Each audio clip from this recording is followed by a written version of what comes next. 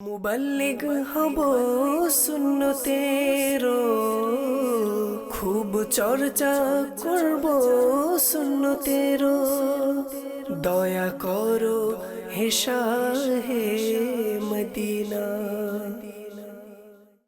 আলহামদুলিল্লাহি রাব্বিল আলামিন, সালাতু ওয়াসসালামু আলা সাইয়্যিদিল মুরসালিন। আম্মা বা'দু, ফাআউযু বিল্লাহি মিনাশ শাইতানির রাজীম। বিসমিল্লাহির রহমানির রহিম। আসসালাতু ওয়াসসালামু আলাইকা ইয়া রাসূলুল্লাহ, আসসালাতু ওয়াসসালামু আলাইকা ইয়া নাবিয়্যাল্লাহ, আসসালাতু ওয়াসসালামু আলাইকা ইয়া হাবিবাল্লাহ, আসসালাতু ওয়াসসালামু আলাইকা ইয়া নূরাল্লাহ। দুররে মুখতার কিতাবুস সালাত, দ্বিতীয় খণ্ড, 284 নম্বর পৃষ্ঠার মধ্যে হাদিসে পাক নকল হয়েছে। রহমাতুল আলামিন শাফিল মুজনিবিন হুজুরপুর নূর সাল্লাল্লাহু আলাইহি ওয়াসাল্লাম ইরশাদ ফরমান, যে ব্যক্তি আমার প্রতি একবার দুরূদ শরীফ প্রেরণ করে আর তা যদি কবুল হয়ে যায়, তবে আল্লাহ তাআলা তার 80 বছরের গুনাহ ক্ষমা করে দিবেন। শর্ত কি? কবুল হওয়া। শর্ত কি? কবুল হওয়া, কবুল হতে হবে। কবুলিয়াতের কিছু মুহূর্ত রয়েছে, সেই মুহূর্তগুলোতে যদি দুরূদ শরীফ পাঠ করা হয়, বিনয়ের সাথে, খুশু এবং খুজুর সাথে, আদব সহকারে যদি প্রিয় নবী রাসূল আরবি সাল্লাল্লাহু আলাইহি ওয়াসাল্লামের প্রতি দুরূদ শরীফ পাঠ করা হয়, ইনশাআল্লাহ দুরুদে পাক কবুল হলে 80 বছরের গুনাহ ক্ষমা হয়ে যাবে। মহব্বতে দৃষ্টিকে বন্ধ রেখে মদিনা মুনাওয়ারার সবুজ সবুজ গম্বুজকে স্মরণ করে আসুন দুরুদে পাক পাঠ করি। সাল্লু আলাল হাবিব সাল্লাল্লাহু তাআলা আলা মুহাম্মদ সাল্লাল্লাহু আলাইহি ওয়া আলিহি ওয়াসাল্লাম। সালাতাম ওয়া সালামান আলাইকা ইয়া সাইয়্যিদি ইয়া রাসূলুল্লাহ সাল্লাল্লাহু আলাইহি ওয়াসাল্লাম। হাদিসে পাকের মধ্যে এসেছে, নিয়্যাতুল মুমিনি খায়রুম মিন আমালিহি। মুসলমানের নিয়ত তার আমলের চেয়ে উত্তম। ভালো ভালো নিয়ত যত বেশি হবে, সওয়াবও তত বেশি হবে। আসুন আমরাও কিছু ভালো ভালো নিয়ত করে নিই। দৃষ্টিকে নত রেখে গভীর মনোযোগ সহকারে বয়ান শ্রবণ করব। হেলান দিয়ে বসার পরিবর্তে ইলমে দ্বীনের সম্মানার্থে যতক্ষণ সম্ভব আমরা দুজন হয়ে বসে বয়ান শ্রবণ করব। যারা নিয়ত করে নিয়েছি দুজন হয়েও বসে যাই, ইনশাআল্লাহ তাআলা নিয়তের সওয়াব মিলবে ইনশাআল্লাহ। যখন আমরা তুবু ইলাল্লাহ, উযকুরুল্লাহ, সাল্লু আলাল হাবিব ইত্যাদি শুনব,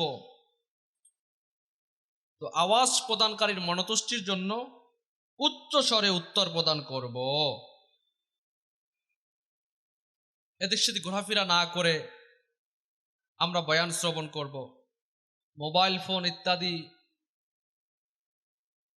যদি চালাতে চালাতে, মেসেজ চালাতে চালাতে, সোশ্যাল মিডিয়া দেখতে দেখতে যদি আমরা বয়ান শুনি, তাহলে বয়ানের মধ্যে যে বারাকাত রয়েছে এগুলো হাত ছাড়া হয়ে যাওয়ার সম্ভাবনা থাকবে। আমরা যারা রয়েছি জিম্মাদার ইসলামী ভাইয়েরা, আমরা নিজেরা ইসলামী ভাইদেরকে বসিয়ে দেই। যদি কথাবার্তার মধ্যে ব্যস্ত থাকি তাহলে থামিয়ে আমরা বয়ান শোনানোর ব্যবস্থা করি। ইনশাআল্লাহ তাআলা আখিরাতের পথে অর্জিত হবে ইনশাআল্লাহ। আজকের বয়ানের মধ্যে আমরা ধৈর্য ধারণের সম্পর্কিত কিছু বয়ান শ্রবণ করব ইনশাআল্লাহ। পাশাপাশি কৃতজ্ঞতা জ্ঞাপন করা সম্পর্কে আমরা বয়ান শ্রবণ করব ইনশাআল্লাহ তাআলা। কোরআনী আয়াত, আহাদিসে মুবারাকা, বুজুর্গদের ঘটনা বলি আমরা ইনশাআল্লাহ শুনব, শুনে এর উপর আমল করার চেষ্টা করব ইনশাআল্লাহ তাআলা। সূরা আম্বিয়া এর 84 নং আয়াতের পদটিকার মধ্যে খাজিনের মধ্যে এসেছে, সৈয়দুনা আইয়ুব আলাইহিস সালাম ও সৈয়দুনা ইসহাক আলাইহিস সালাতু ওয়াস সালাম,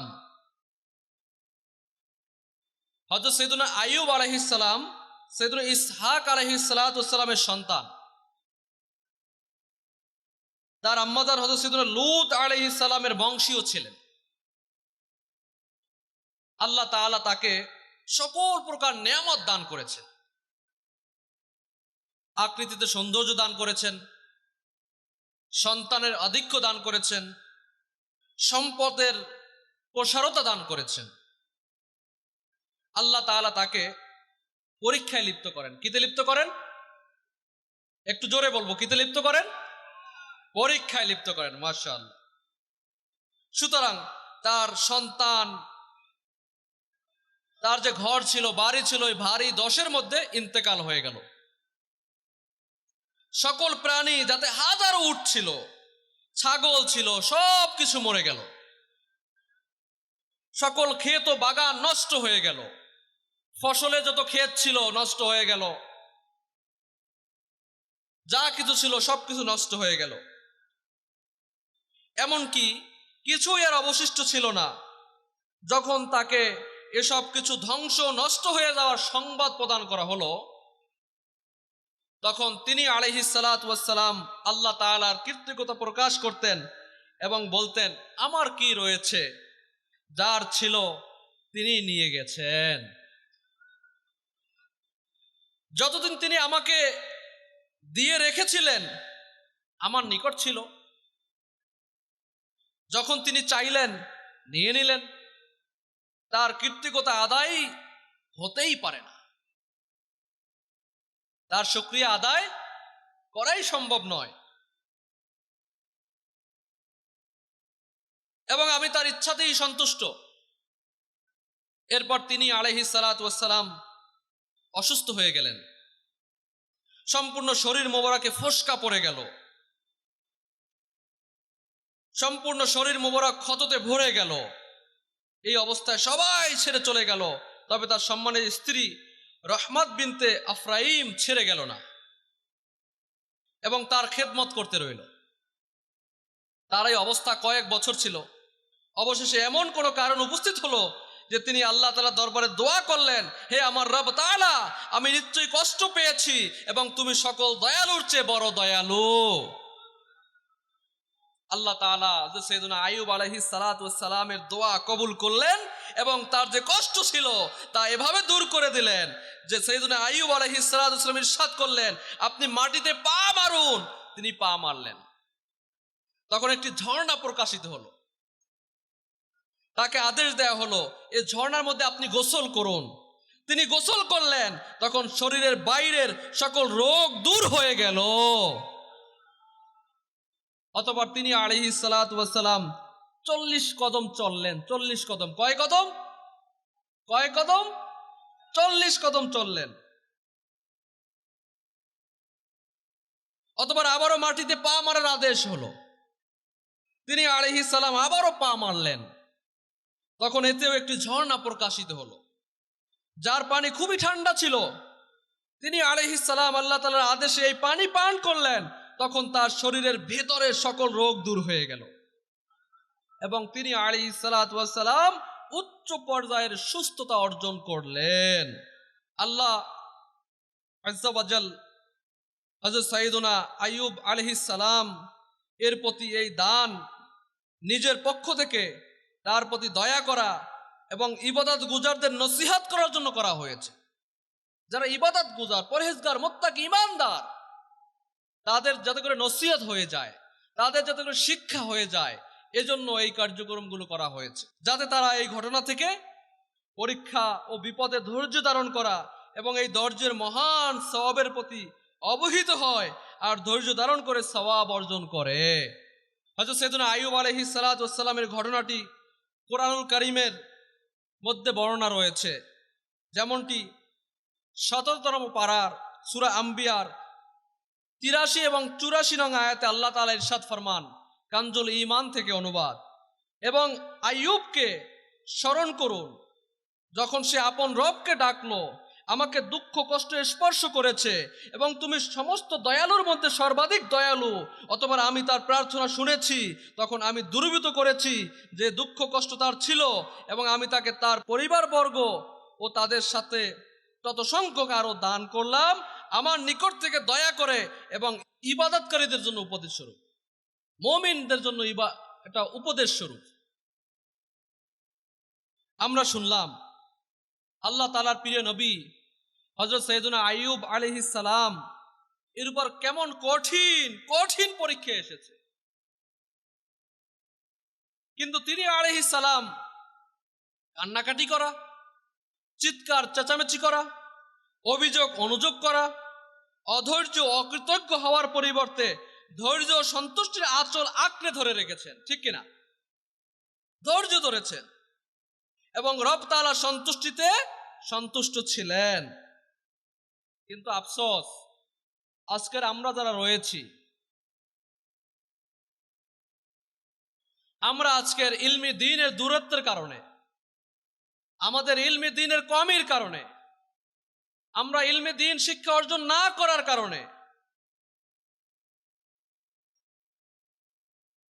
আমাদের সমাজে ধৈর্য সহ্যের মাদানী চিন্তা ভাবনা সম্পন্ন লোক অনেক কমে গেছে। আর যেন প্রত্যেক মানুষ কোনো না কোনো কারণে অধৈর্য হতে লিপ্ত হয়ে যায়। যেমন ইলমে দ্বীন থেকে দূরত্বের কারণে যুবক ছেলে বা যুবতী মেয়ের মৃত্যুতে এতই অধৈর্যপূর্ণ আচরণ দেখা যায় যে আল্লাহ তাআলার পানা কুফরি বাক্যও বলে দেয়। অপারেশন করলো কিন্তু বিফল হয়ে গেল তো অধৈর্য, অসুস্থ হয়ে গেল তো অধৈর্য, কারো কোনো জিনিস হারিয়ে গেল তো অধৈর্য, বিদ্যুৎ চলে গেল তো অধৈর্য, পানি বন্ধ হয়ে গেল তো অধৈর্য, জেনারেটর খারাপ হয়ে গেল তো অধৈর্য, গ্রাহক কমে গেল তো অধৈর্য, বেতন পেতে দেরি হলো তো অধৈর্য, ট্রাফিক জ্যাম হয়ে গেল তো অধৈর্য, বেতন পেতে দেরি হলো তো অধৈর্য, গাড়ির চাকা পাংচার হয়ে গেল তো অধৈর্য, খাবারে লবণ বা মরিচ বেশি বা কম হয়ে গেল তো অধৈর্য, কোনো তিক্ত বস্তু মুখে এসে গেল তো অধৈর্য, ঠান্ডা ও মিঠা পানির স্থলে সাধারণ পানি এসে গেলে তো অধৈর্য, ট্রেন বা উড়োজাহাজের ঠিক উড়োজাহাজ সময় মতো এলো না, গাড়ি সময় মতো পেল না তো অধৈর্য, কেউ লিফট দিল না তো অধৈর্য, বয়ান করা বা নাত করার সুযোগ হলো না তো অধৈর্য, কেউ মনে কষ্ট দিল তো অধৈর্য, ভালো চাকরি পায়নি তো অধৈর্য, ভালো সম্পর্ক পাওয়া যাচ্ছে না তাও অধৈর্য, ভালো ঘর পাওয়া যাচ্ছে না অধৈর্য, মোবাইলে নেটওয়ার্ক আসছে না তাও অধৈর্য, ইন্টারনেট ঠিকমতো চলছে না তাও অধৈর্য, কেউ বিয়ে শাদী বা অলিমায় দাওয়াত দিল না তাও অধৈর্য, কেউ কথা শুনে না, শোনার বান করে বসলো, না শোনার ভান করে বসলো অধৈর্য, ফ্রিজ মোবাইল পানির মোটর স্ত্রী ইত্যাদি কোনো জিনিস খারাপ হয়ে গেল তো অধৈর্য, কারণ নিকট ঋণ চাইলো কিন্তু পেল না, টাকা ধার দিয়েছিল পেল না তো অধৈর্য, কারণ নিকট পানি চাইলো সে দিল না অধৈর্য, মসজিদ থেকে জুতা চুরু হয়ে গেল তো অধৈর্য, পকেট মার টাকা নিয়ে গেল তো অধৈর্য, কেউ কল রিসিভ করলো না, মোবাইল দিলাম কল রিসিভ হচ্ছে না তো অধৈর্য, ভাড়াটিয়া ভাড়া দিতে দেরি করলো তো অধৈর্য, কারো বাড়িতে মেহমান হয়ে গেল কিন্তু সে আমার মন মতো মেহমানদারি করলো না তো অধৈর্য হয়ে যায়, বাসের ভিড়ের মধ্যে কেউ পায়ে জোরে পাড়া দিল তো অধৈর্য হয়ে যায় আমরা, ব্যবসায় ক্ষতি হয়ে গেল তো অধৈর্য, পা পিছলে গেল ব্যথা পেল তো অধৈর্য, মাদানী মাসরা শুরু হতে কোনো কারণে দেরি হয়ে গেল তো অধৈর্য, কোনো জিম্মাদার বা অধীনস্থ থেকে মনে কষ্ট পেল তো অধৈর্য, কোনো কারণে সাংগঠনিক জিম্মাদারি নিয়ে নেওয়া হলো তো অধৈর্য, মাদানী কাফেলায় সফরের সময় কষ্টে পতিত হলো তো অধৈর্য, প্রতিবেশী থেকে কষ্ট পেল অধৈর্য, মোট কথা জীবনের প্রায় প্রতিটি পর্যায়ে লোককে অধৈর্য অধৈর্য অধৈর্য মন্দ আপদ ঘিরে রেখেছে, ঠিক কিনা? প্রিয় ইসলামী ভাইরা, মনে রাখবেন, বিপদ চিন্তা রোগ আমাদের জীবনেরই একটা অংশ, ঠিক কিনা? বিপদ চিন্তা এবং কি রোগ, এগুলো কির অংশ? আমাদের জীবনের অংশ। যার মাথা আছে তার ব্যথা, যার মাথা আছে তার ব্যথা আছে। সুতরাং এতে ঘাবড়িয়ে যাওয়া, চিৎকার চেঁচামেচি করা, অভিযোগ অনুযোগের পাহাড় গড়া, শরীয়তের বিনা প্রয়োজনে কারো নিকট প্রকাশ করে দেয়া কখনোই বুদ্ধিমানের কাজ নয়। এরূপ পরিস্থিতি আল্লাহ তাআলা সন্তুষ্ট থেকে ধৈর্যের আঁচল শক্তভাবে আঁকড়ে ধরার বদলে পাওয়া ফজিলত ও সাওয়ার প্রতি দৃষ্টি রাখা উচিত, কেননা এটি আল্লাহ ওয়ালাদের সার্বক্ষণিক পদ্ধতি ছিল। এই ধৈর্য ধরা কাদের পদ্ধতি ছিল? আল্লাহ ওয়ালাদের। কাদের? আল্লাহ ওয়ালাদের। একবার আমিরুল মুমিনিন সৈয়দনা ওমরে ফারুকে আযম রাদিয়াল্লাহু তাআলা আনহু তিনি বললেন, যখন আমি বিপদে লিপ্ত হই, কিতে লিপ্ত হই? বিপদে লিপ্ত হই, তখনও আমি আল্লাহ তাআলার এই 4টি নিয়ামত পেয়ে থাকি। কয়টি নিয়ামত? 4টি। কয়টি? 4টি নিয়ামত। নাম্বার 1, এই বিপদের কারণে তখন গুনাহে লিপ্ত হই না। বিপদের কারণে গুনাহে লিপ্ত হই না। নাম্বার 2, এই বিপদের সময় আমার উপর এর চেয়ে বড় কোনো বিপদ অবতীর্ণ হয় না।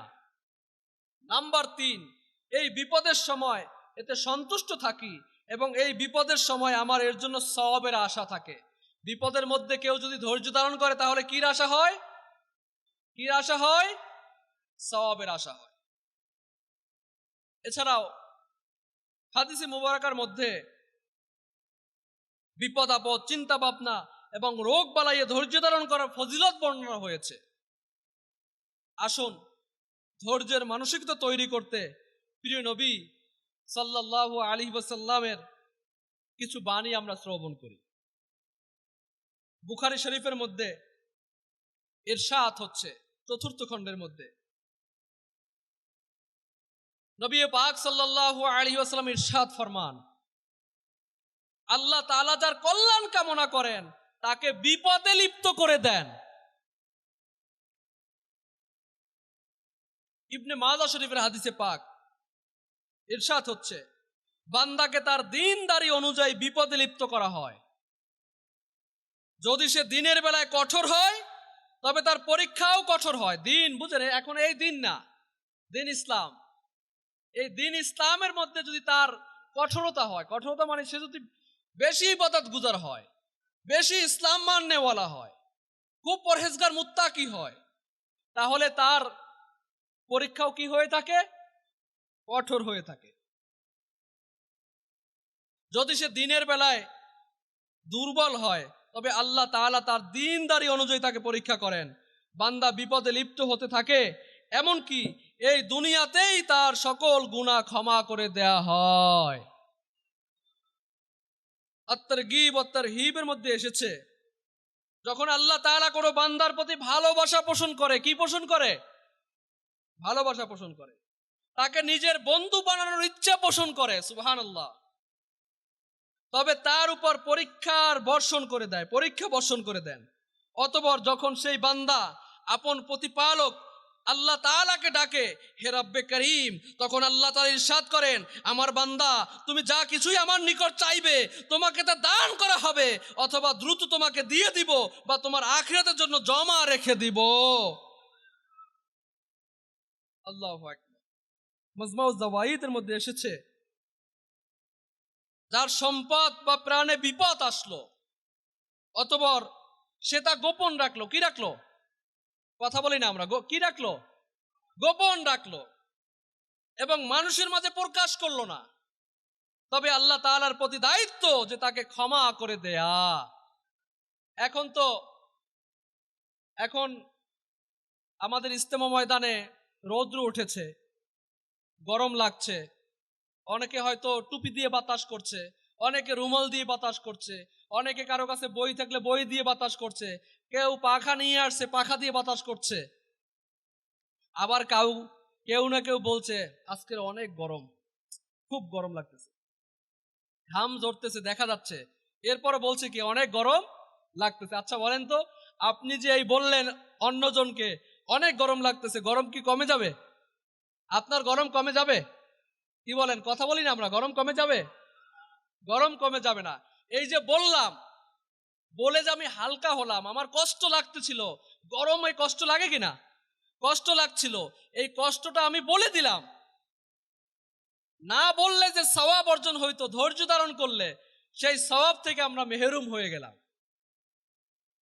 আমরা সফর করে এসেছি, হাদিসে পাকের মধ্যে আসছে সফর একটি আযাবের টুকরা। সফর কি? আযাবের টুকরা।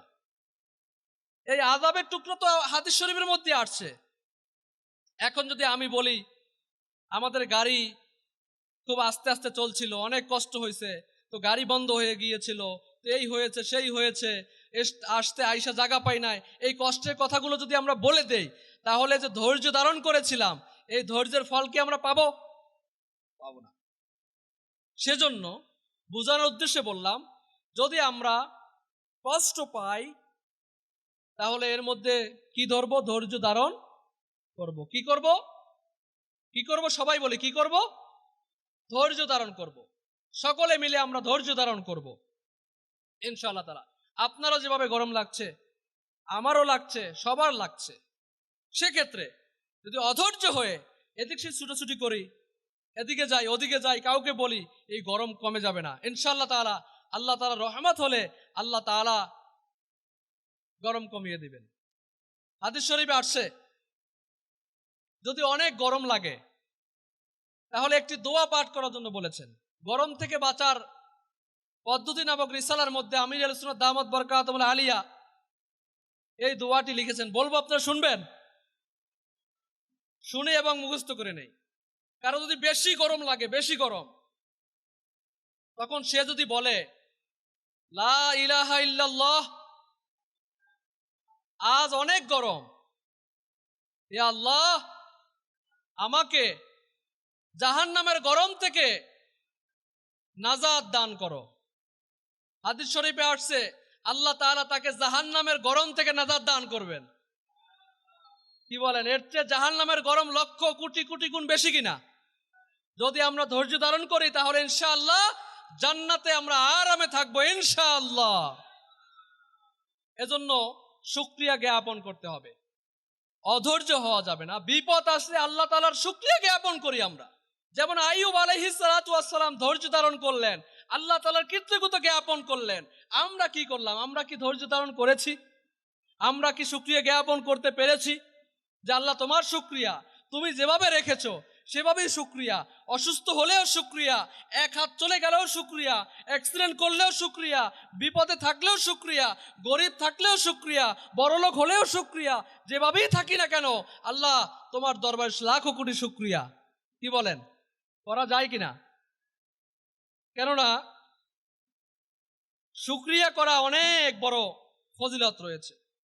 একবার সাইয়েদুনা সালমান ফার্সি রাদিয়াল্লাহু তাআলা আনহু তিনি বলেন যে এক ব্যক্তিকে দুনিয়াবি অনেক ধন দৌলত দ্বারা ধন্য করা হয়েছে, অতঃপর সবকিছু ধীরে ধীরে ধীরে ধীরে শেষ হতে লাগলো। সে আল্লাহ তাআলার প্রশংসা গুণকীর্তন করতে লাগলো। এমনকি তার কাছে শুধুমাত্র বিছানোর একটি চাটাই অবশিষ্ট রইল। কি রইল? চাটাই, চাটাই অবশিষ্ট রইল। কিন্তু সে তারপর আল্লাহ তাআলার প্রশংসা, আল্লাহ তাআলার শুকরিয়া, আল্লাহ তাআলার কৃতজ্ঞতা এবং গুণকীর্তনে ব্যস্ত রইল। অপর এক সম্পদশালী ব্যক্তি ওই চাটাইওয়ালাকে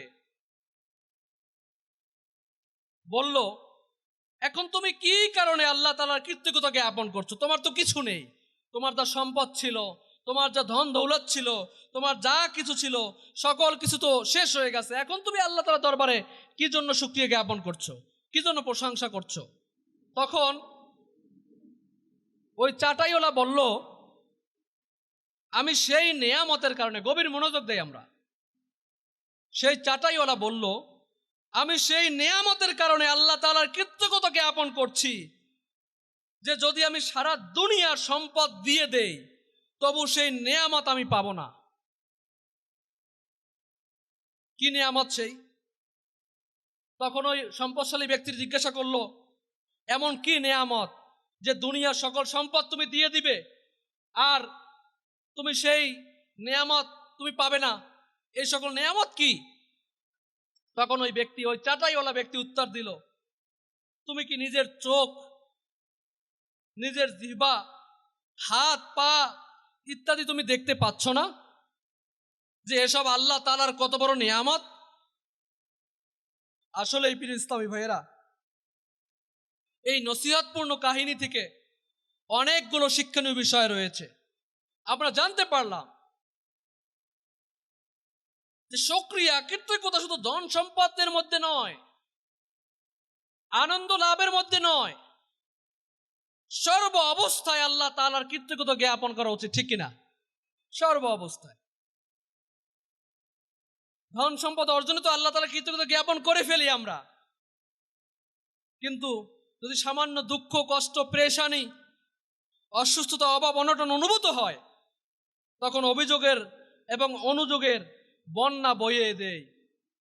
একটু মাথা ব্যথা হলে 10 জনকে বলে বেড়াই মাথা ব্যথা হয়েছে। একটু সর্দি কাশি চলে আসলে শুধু বলে বেড়াই, একদিকে রুমাল মোছা হচ্ছে সর্দি, তারপরও মানুষকে বলি আজকে সর্দি লেগেছে। কাশি হলে লোকের সামনে কাশি দেয়, যাতে করে মানুষ আমাকে একটু বাহবা দেয়, যাতে সহানুভূতি পাই। প্রিয় ইসলামী ভাইয়েরা, কিন্তু বুজুর্গানে দিন আমাদের জন্য শিক্ষণীয় স্বরূপ বলেছেন যে আমরা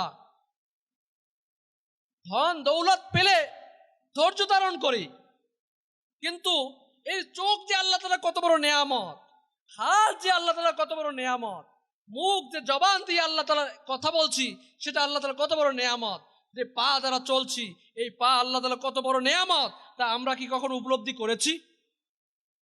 তা কি আমরা কখনো উপলব্ধি করেছি? যদি আমরা উপলব্ধি করতাম, তাহলে সামান্য ধন দৌলত চলে যাওয়াতে, সামান্য অসুস্থ হওয়াতে, সামান্য কষ্ট পাওয়াতে আমরা অধৈর্য হইতাম না। আল্লাহ তাআলা অনেক বড় নিয়ামত, আমাকে সুস্থ রেখেছেন। হাত আছে, পা আছে, মুখ আছে, জিহ্বা আছে, চোখ আছে, আমার ব্রেন, আমার মন মানসিকতা ঠিক রয়েছে। আপনি একজন পাগলের দিকে তাকান, কি অবস্থা, তার মস্তিষ্ক বিকৃত হয়ে গিয়েছে। আপনি একজন অন্ধ লোকের দিকে তাকান, যিনি রাস্তায় বলে আমি অন্ধ, চোখে দেখতে পারি না, আমাকে দান করো। তার চেয়ে আল্লাহ তাআলা আপনাকে কত ভালো রেখেছে। যার 2 হাত নেই, অন্যের মাধ্যমে খানা খেতে হয়, সে কত কষ্টে রয়েছে। যার 2 পা নেই, সে কিভাবে চলাফেরা করছে আপনি লক্ষ্য করেছেন? কখনো কি আমরা লক্ষ্য করেছি? কারোর শরীরে পচন ধরে গিয়েছে, আলহামদুলিল্লাহ আল্লাহ তাআলা আমাকে কত সুখে রেখেছেন, কত ভালো রেখেছেন। কেউ রেল লাইনের বস্তিতে ঘুমিয়ে আছে, আল্লাহ তাআলা আমাকে কত সুন্দর বাড়ির মধ্যে খাট পালনে শুয়ে রেখেছে, তারপরেও কি শুকরিয়া জ্ঞাপন করছি আমরা?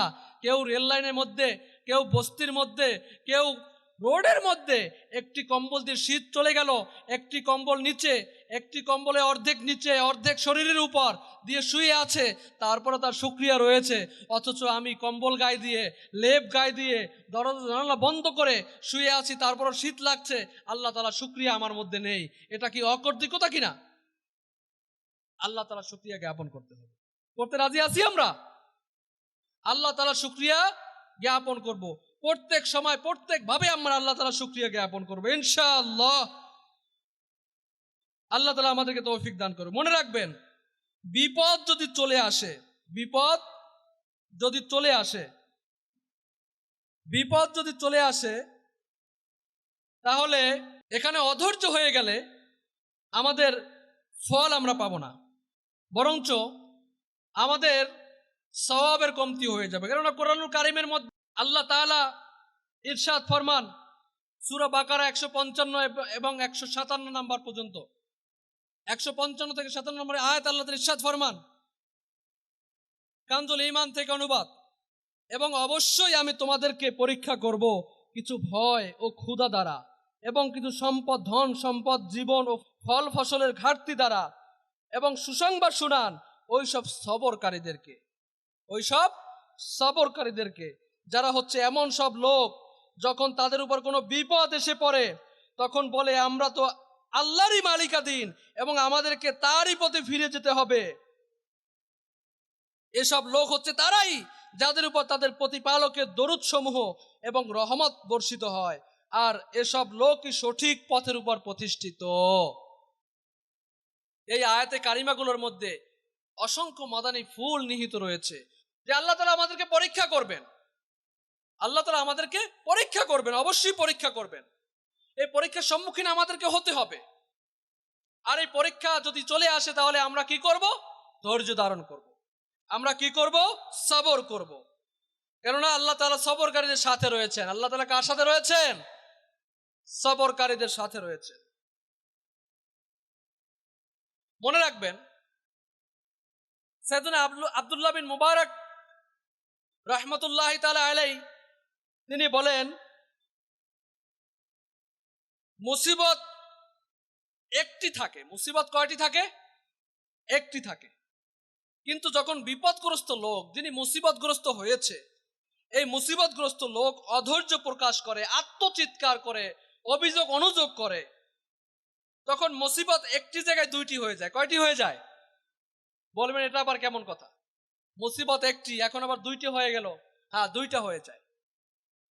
হুজুরুল দ্বীন ফরমান যে নাম্বার এক, একটি তো মুসিবত যা বাকি থাকে, আর অপরটি হচ্ছে মুসিবতে ধৈর্য ধারণ করার যে ফজিলত ছিল, আপনি ধৈর্য ধারণ করলে যে সওয়াব পেতেন, সেই সওয়াব থেকে বঞ্চিত হওয়া, এটা আরেকটা বিপদ, ঠিক কিনা? একে তো আপনি মুসিবতে পড়েছিলেন, একটা মুসিবত, আর মুসিবতে আপনি ধৈর্য ধারণ করলেন না, এটা আরেকটা মুসিবত। কেননা সওয়াব থেকে মেহরুম হয়ে গেলেন। আপনি সওয়াব থেকে কি হয়ে গেলেন? মেহরুম হয়ে গেলেন। সওয়াব নষ্ট হয়ে গেল, প্রতিদান নষ্ট হয়ে যাওয়ার দ্বিতীয় মুসিবত প্রথম যে মুসিবতে পড়েছিলেন তার চেয়ে বেশি। কেননা দুনিয়ার বিপদ এটা আজকের আছে, কালকের নেই, এই সময় চলে যাবে। এই সময় কি হবে? চলে যাবে। এই বিপদ থাকবে না। আপনি রোগাগ্রস্ত হয়েছেন, রোগ এখন আছে, হয়তো পরে থাকবে না। কিন্তু রোগে, শোকে, বিপদে যদি আপনি ধৈর্য ধারণ করতেন, তাহলে দেখা যেত এই ধৈর্য ধারণ করার জন্য সওয়াব পেতেন। এই সওয়াব আখিরাতে কাজে আসতো, দুনিয়া এবং আখিরাতে কল্যাণময় হতো, যেটা আপনি অনুযোগ করে, অভিযোগ করে নষ্ট করে দিয়েছেন। এজন্য আমরা ইনশাআল্লাহ তাআলা অভিযোগ অনুযোগ করা থেকে বিরত থাকবো ইনশাআল্লাহ তাআলা। আমরা শুনতে পেলাম বিপদের চেয়ে বড় বিপদ ধৈর্য ধারণ না করলে আরেকটা বিপদ। হুজ্জাতুল ইসলাম ইমাম মুহাম্মদ গাজালি রহমতুল্লাহি তাআলা আলাইহি তিনি বলেন, যদি তুমি বাস্তবে আল্লাহ তাআলাকে মহা মর্যাদাবান মনে করো, তবে এটির পরিচয় হলো অসুস্থ অবস্থায় অভিযোগের শব্দ মুখে না বলা এবং মুসিবত এসে বললে তা অপরের নিকট প্রকাশ হতে না দেয়া। আল জামিউস সাগীর লিসসুয়ুতি এর মধ্যে এসেছে, যে ব্যক্তি বিপদের সময় ধৈর্য ধারণ করলো, এমনকি ওই মুসিবতকে উত্তম ধৈর্য দ্বারা মোকাবিলা করলো, আল্লাহ তাআলা তার জন্য 300 মর্যাদা লিপিবদ্ধ করবেন। প্রত্যেক মর্যাদার মাঝখানে দূরত্ব আসমান ও জমিনের দূরত্বের সমান হবে। সুবহানাল্লাহ বিহামদি, আল্লাহু আকবার। সাইয়েদুনা ফাতিমা মুসাইলি রাহমাতুল্লাহি তাআলা আলাইহি এর স্ত্রী সাহেবা রাহমাতুল্লাহি তাআলা আলাইহা একবার জোরে উপর থেকে নিচে পড়ে যান, যার ফলে তার নখ মোবারক ভেঙে যায়, উপরে উঠে যায়। কিন্তু ব্যথার কারণে তিনি আত্মচিৎকার করার পরিবর্তে তিনি উপ শব্দটিও বললেন না, তিনি হাসতে লাগলেন। কেউ তাকে জিজ্ঞাসা করলেন, আপনার কি ব্যথা অনুভূত হচ্ছে না? তিনি বললেন, ধৈর্যের বিনিময়ে অর্জিত সওয়াবের খুশিতে আমার আঘাতের ব্যথার খেয়ালই আসেনি। প্রিয় ইসলামী ভাইয়েরা, বর্ণিত আছে কোন বুজুর্গ রহমতুল্লাহ তাআলা আলাইহি হযরত সাইয়েদুনা হাসান ইবনে যাকওয়ান রাহমাতুল্লাহি তাআলা আলাইহিকে তার ওফাতের 1 বছর পর স্বপ্নে থেকে জিজ্ঞাসা করলেন, মা ফাআলাল্লাহু বিকা, তোমার সাথে কিরূপ আচরণ করা হয়েছে, কোন কবরগুলো অধিক আলোকিত? তিনি বললেন, দুনিয়ায় যারা বেশি বিপদের সম্মুখীন হয়েছে তাদের কবর সমূহ বেশি আলোকিত। সুবহানাল্লাহ বিহামদি। আল্লাহ তাআলা আমাদেরকে বেশি বেশি ধৈর্য ধারণ করার তৌফিক দান করুন। মনে রাখবেন, যখন আমরা বিপদে পড়বো আমরা ধৈর্য ধারণ করবো, আল্লাহ শুকরিয়া জ্ঞাপন করব। আল্লাহ শুকরিয়া জ্ঞাপন করলে ইনশাআল্লাহ তাআলা এই যে বিপদে ধৈর্য ধারণ করলাম, শুকরিয়া জ্ঞাপন করলাম, তাহলে এর সওয়াব অনেক গুণ বেড়ে যাবে ইনশাআল্লাহ। সওয়াব কি হবে? বেড়ে যাবে ইনশাআল্লাহ তাআলা। আমরা এখানে আসলাম, বসলাম, কষ্ট হবে, খানায় কষ্ট হবে, গোসলে কষ্ট হবে, ওযুতে কষ্ট হবে, বিভিন্ন জায়গায় আপনি কষ্ট পতিত হবেন, কষ্ট লাগবে, একটু সময় মতো পাবেন না। কিন্তু এজন্য যদি আমি ধৈর্য ধারণ করি তাহলে সওয়াব পাবো কি পাবো না ভাইরা? পাবো না ইনশাআল্লাহ। তা আমরা ধৈর্য ধারণ করবো ইনশাআল্লাহ, শুকরিয়া জ্ঞাপন করবো ইনশাআল্লাহ। ফুজাইল বিন আয়াজ রাহমাতুল্লাহি তাআলা আলাইহিকে কেউ কখনো হাসতে দেখেননি,